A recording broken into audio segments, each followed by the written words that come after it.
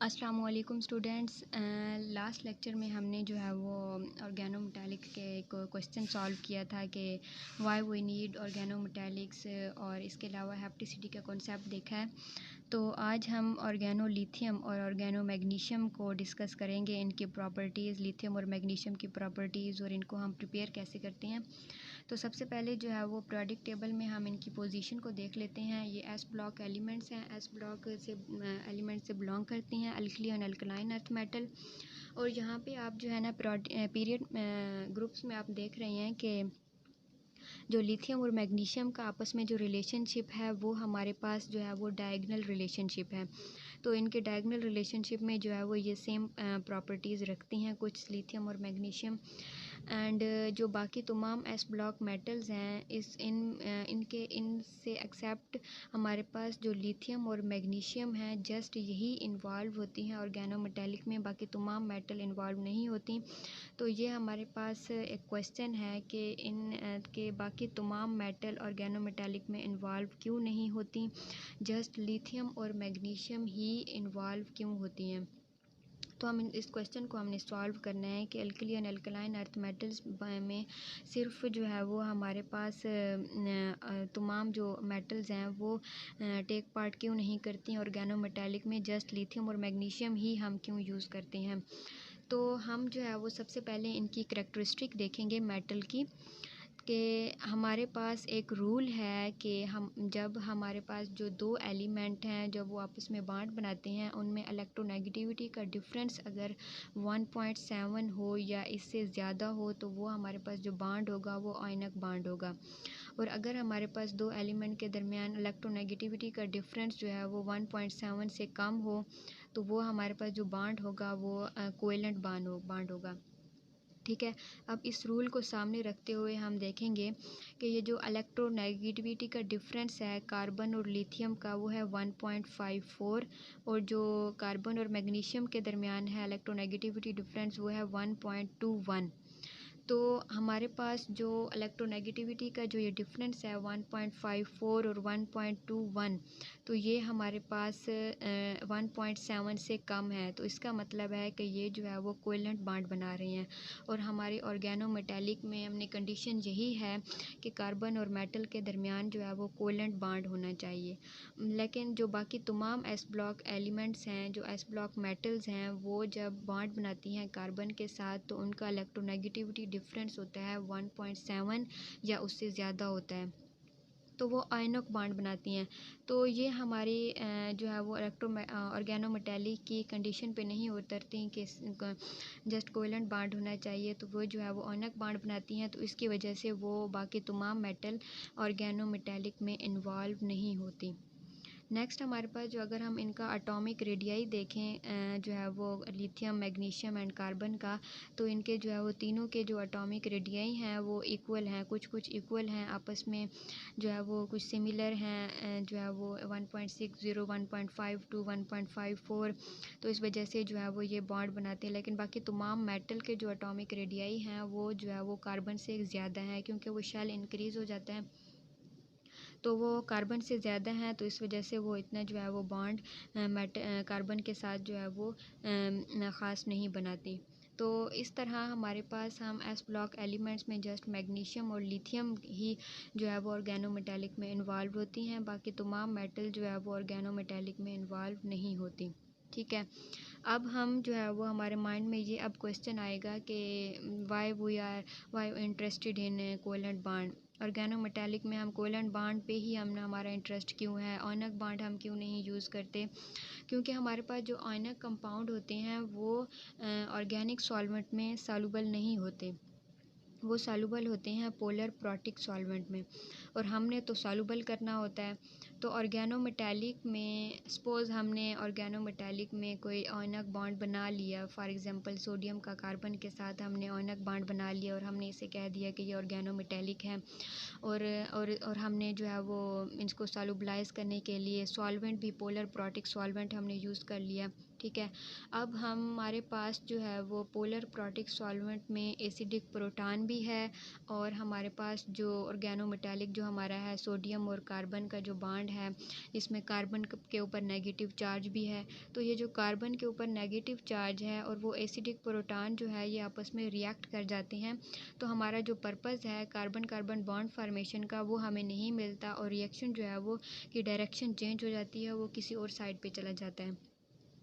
तो हमारे पास इस वजह से कार्बन और मेटल के दरमियान जो बॉन्ड है वो कोवेलेंट बॉन्ड होना चाहिए, ताकि वो organic solvent like dichloromethane, diethyl ether, benzene, hexane इनमें सॉल्युबल हों, क्योंकि इनमें जो है वो कोई एसिडिक प्रोटॉन नहीं होता और इनमें जो है वो सॉल्युबलाइज हों, ताकि हम जो है वो अपने purpose carbon carbon bond formation की तरफ जा सकें। तो इस वजह से हमारे पास जो ऑर्गेनोमेटेलिक की जो एक शर्त है कि why we are interested in covalent bond, तो हमारे पास कार्बन और मेटल के दरमियान कोवेलेंट बॉन्ड होना चाहिए, ना कि आयनक बॉन्ड। तो नेक्स्ट हमारे पास ऑर्गेनोमेटेलिक को बनाने के लिए सबसे पहले हमें मेटल को एक्टिवेट करना होता है। तो मेटल को एक्टिवेट हमने क्यों करना होता है और इंडस्ट्रियल स्केल पे हम इसको एक्टिवेट कैसे करते हैं, ये अब हम देखेंगे। तो मेटल जो होती हैं हमारे पास, फॉर एग्ज़ाम्पल सोडियम क्लोराइड है। सोडियम क्लोराइड को हमने जो है वो मेल्ट किया 1000 डिग्री सेंटीग्रेड पे। तो हमने जो है वो फिर उसकी इलेक्ट्रोलिसिस की है। तो सोडियम आयंस जो है वो कैथोड पे जाके रिड्यूस हो जाते हैं और सोडियम मेटल बनाते हैं और क्लोरीन एनोड पे जाके जनरेट होता है। तो जब कैथोड पे जब सोडियम बनती है तो एनवायरनमेंट में ऑक्सीजन मौजूद होती है एटमॉस्फेयर में, तो ऑक्सीजन जो है वो सोडियम के साथ मेटल के साथ रिएक्ट करके मेटल के ऊपर एक सोडियम ऑक्साइड की लेयर बना देती है। तो वो जो हमारे पास सोडियम ऑक्साइड की जो ऊपर लेयर होती है, तो वो जो है वो जो ऊपर सोडियम ऑक्साइड की लेयर बन जाती है और नीचे हमारे पास लस्ट्रस शाइनी मेटल होती है और नीचे जो ऊपर लेयर सोडियम ऑक्साइड की बन जाती है तो वो कोरोडेड कर देती है। तो इस मेटल को हम कोरोडेड मेटल कहते हैं जब हमारे पास ऊपर लेयर बन जाती है। तो इस वजह से हम सोडियम मेटल को जो है वो कैरोसिन ऑयल या पैराफिन ऑयल में रखते हैं। ये हाइड्रोकार्बन है, इनके अंदर कोई एसिडिक कोई चीज़ मौजूद नहीं होती, ना ही ऑक्सीजन डिज़ोल्व होती है। तो इस वजह से हम सोडियम मेटल को जो है वो पैराफिन ऑयल और इन हाइड्रोकार्बन जो है वो ये हैं इनमें रखते हैं। तो इन द सेम वे हमारे पास जो लिथियम है वो लेस रिएक्टिव है सोडियम से। इसी तरह लिथियम मेटल के ऊपर भी हमारे पास ऑक्साइड की लेयर बन जाती है, लिथियम ऑक्साइड की लेयर। तो उसको हम जो है वो रिमूव करने के लिए मेटल को एक्टिवेट करते हैं। हर मेटल के ऊपर जो है वो हमारे पास ऑक्साइड की लेयर बन जाती है जैसे ही हम उसको एटमॉस्फेयर में लाते हैं। तो इसी तरह कोरोडेड मेटल को हम एक्टिवेट करने की हमें ज़रूरत पेश आती है। उसको एक्टिवेट किया जाता है इंडस्ट्रियल स्केल पे, उसको एक्टिवेट किया जाता है। तो उसमें ऑक्साइड की लेयर को जो है वो रिमूव किया जाता है।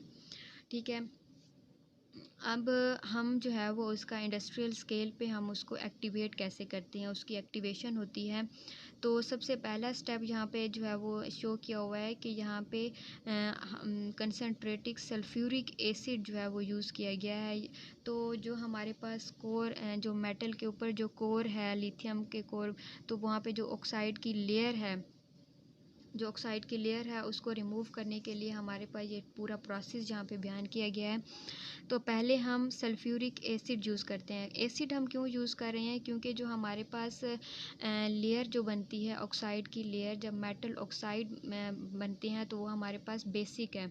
तो वो जो लेयर होती है वो हमारे पास बेसिक लेयर है। तो हम एसिडिक यूज़ करते हैं, एसिड यूज़ कर रहे हैं ताकि वो बेस के साथ मिलके हमारे पास जो है वो रिएक्शन करे और वो उस लेयर को रिमूव कर दे और न्यूट्रलाइजेशन रिएक्शन जहाँ पे होता है और वाटर बन जाता है यहाँ पे हमारे पास और साल्ट बनता है।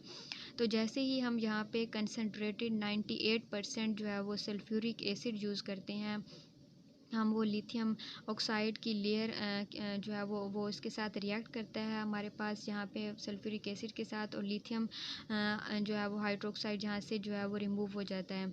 तो अब हमारे पास जो लिथियम मेटल है इसके ऊपर जो है वो सल्फ्यूरिक एसिड के भी अभी थोड़ा सा मौजूद होता है। सल्फ्यूरिक एसिड जब हम डालते हैं उसके अंदर तो लिथियम मेटल के साथ कुछ जो है वो सल्फ्यूरिक एसिड अटैच हो जाता है। तो उस सल्फ्यूरिक एसिड को रिमूव करने के लिए फिर हम उसके अंदर जो है वो मेथनॉल डालते हैं।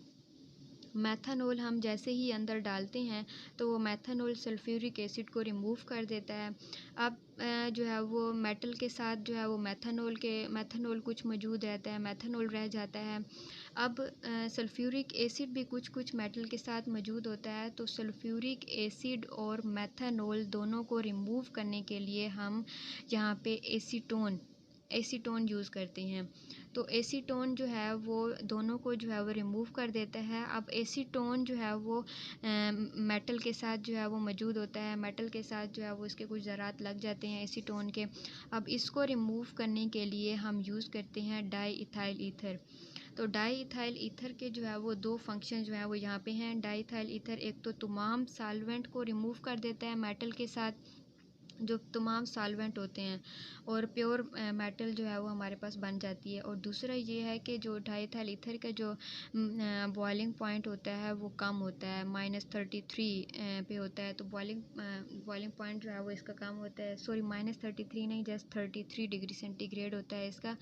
तो ये हमारे पास बहुत ही जो है वो इम्पोर्टेंट रोल प्ले करता है। डाईइथाइल ईथर तमाम सॉल्वेंट को रिमूव कर देता है और हमारे पास प्योर मेटल जो है वो प्योर लिथियम आ जाती है। ठीक है, अब हमारे पास जो है वो लिथियम का जो मेल्टिंग पॉइंट होता है वो होता है 180 डिग्री सेंटीग्रेड, जो कि बाकी तमाम मेटल से कम होता है। बाकी मेटल का जो मेल्टिंग पॉइंट होता है बहुत हाई होता है, तो लिथियम का जो है उस लिथियम और मरकरी का जो मेल्टिंग पॉइंट होता है वो कम होता है। मरकरी तो लिक्विड है ना, उसका बॉइलिंग पॉइंट जो है वो होगा और वो बहुत कम होता है।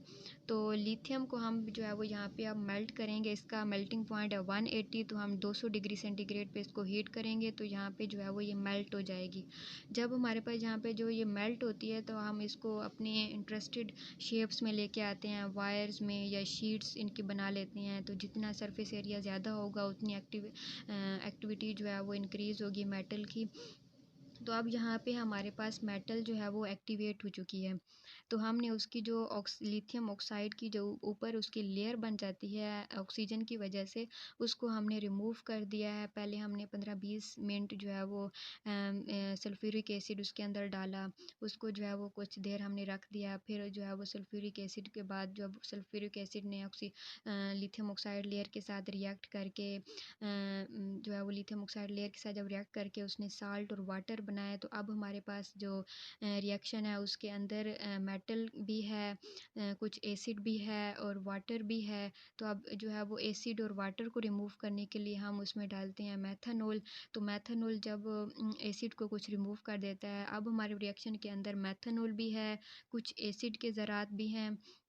तो हम जो है वो एसीटोन यूज़ करते हैं। एसीटोन जो है वो कुछ कुछ रिमूव कर देता है एसिड को और मेथनॉल को।